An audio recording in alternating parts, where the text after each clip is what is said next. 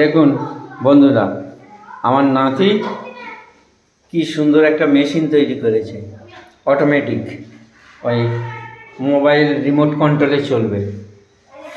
খুব সুন্দর। এই যন্ত্রটির নাম হলো রোবট কার। কে? এই যন্ত্রটার নাম হলো রোবট কার। রোবট কার? হ্যাঁ, আচ্ছা। এটা মোবাইল দ্বারা চালন করা যায়। আচ্ছা। সামনে, পেছনে, ডাইনে, বাইরে, সামনে দিয়ে ডাইনে, পিছনে দিয়ে ডাইনে, তারপরে আবার এইখানে আস্তে জোরে করা যায়। যেমন এটা 10-এ আছে ফুল স্পিড। আচ্ছা ফুল স্পিড।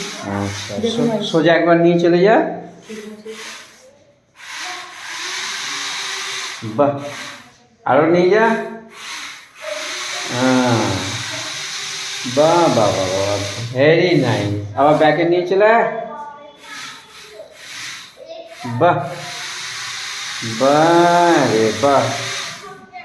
দেখলেন বন্ধুরা, কি সুন্দর আমার এই নাতি করেছে।